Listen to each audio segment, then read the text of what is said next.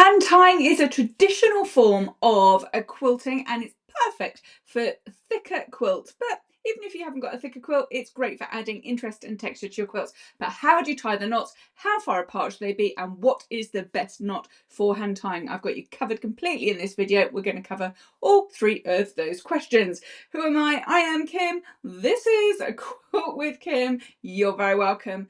Let's go find out how to get prepared for hand tying and what you need to do first. To start with, we're going to need to prepare our quilt. So I have the world's smallest quilt here because it fits under the camera. But once you've layered it and basted it and got ready to go, you're then going to need some of the long quilter's pins. They probably work best for you because they lay flat. Then what you're going to do is put a pin in where you want your knots to be. So you're going to space them around your quilt, and with knots, with hand tying knots, you can be a bit further away than perhaps you normally might expect. So we can have knots 10 to 15 centimeters away from one another, as long as they're fairly evenly spaced. But don't forget that we can use our hand tying in combination with other forms of quilting, like big stitch hand quilting or machine quilting, to add that texture and interest. So you place your pins where you want them to be. And another place, if you're just looking at a blank piece of fabric and wondering where, if you've got a block, you could hand tie in all the corners of your block that you've got in question. It's just an idea that you might want to look at creatively. So we are going to put our pins in our quilt where we want our knots to go. Now, I cannot fit a proper 10 to 15 centimeters around this quilt. Maybe I could get 10 centimeters, just about. So we're going to stick our pins in, and then we need our needle and thread. Now, if you didn't catch last week's video, I've got a video that I go into the needle and thread in far more detail. So I'll pop a link up on the screen now, just on the top. It'll be that way, just at the top of your screen. There'll be a little card that you can link, and that will take you to that video, or hang about to the end and I'll put that up on the screen for you. Once we've put our pins in place, now we need to tie our knot. So you need your needle threaded up with your thread. You can have it single or double. I'm going to show you both. This particular one is single, if I can show you all the way down there. So you want a nice long tail on your thread.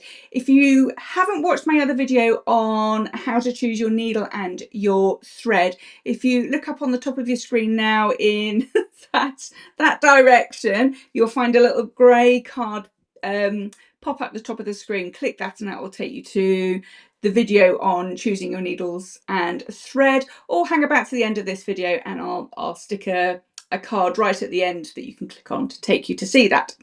Okay, so we've got our needle and thread, that's all threaded up, and we're going to make our first stitch over the pin. So the pin keeps our layers together, but it gives us a little bit of structure to work our knot against.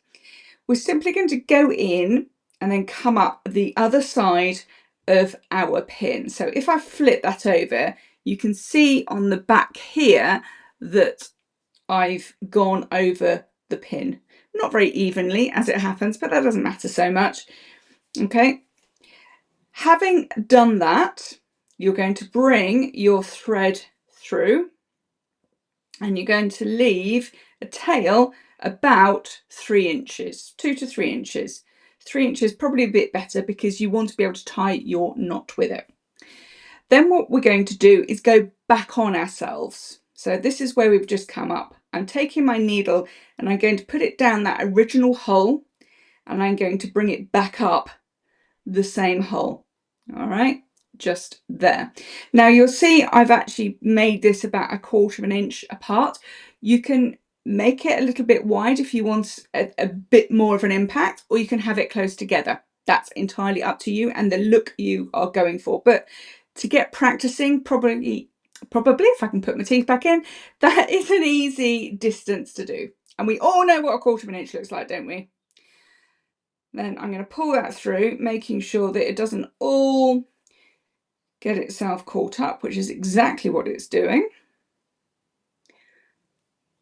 Right, there we go. So we've got a 3-inch tail one side, which is our first one. We've got a double stitch, and if I look on the back, you can see that there is a double stitch on the back there. And then when I've done that, I'm going to cut that of about 3 inches. Maybe that was about 4 inches. And I'll put my needle down for next time. Now we do the tying bit, which is where this cushion has come very much in handy to bring it a bit closer to the camera so that you can see.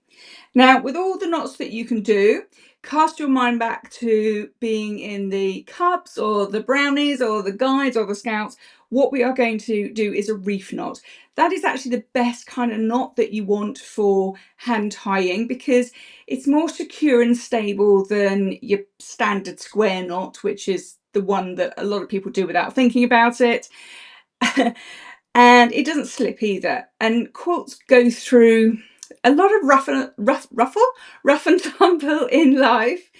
And they go through the washing machine and they get jumped upon by kids and whatever, or laid on by cats and dogs. We want our knots to stay secure, and a reef knot probably is the securest that you want. And if I didn't say it already, it lays flat, so we want that as well.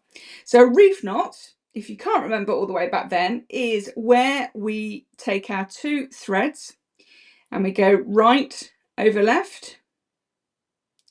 I'm going to do this really slowly so you can see, and bring that thread through. Okay, so I'm going to tie that, and then we're doing left over right. And don't worry, I'm going to show you again on the other side when I do a double thread to show you the difference.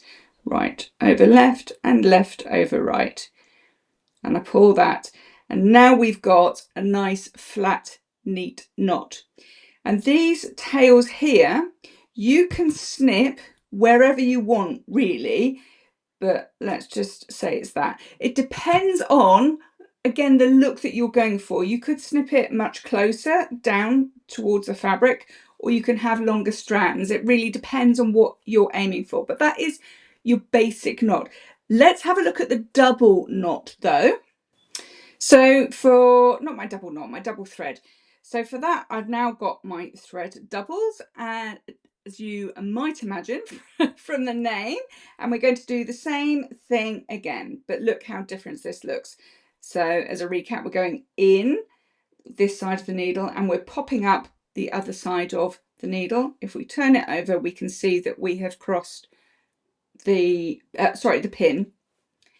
Let's bring that through, and exactly the same thing again. I'm going to leave myself about a 3-inch tail along here.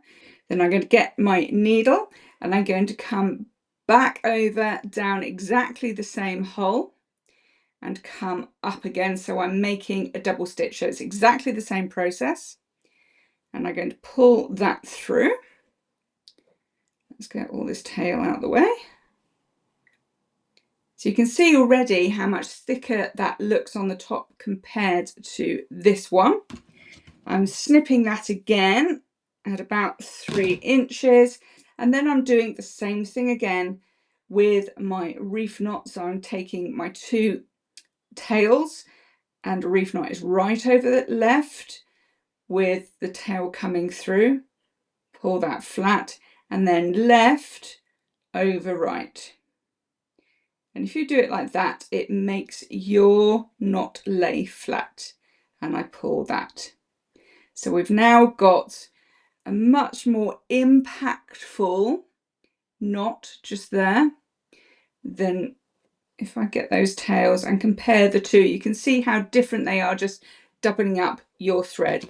And again, we'll snip our threads to where we want. When you have done your knots, you can just take your pins out as you go.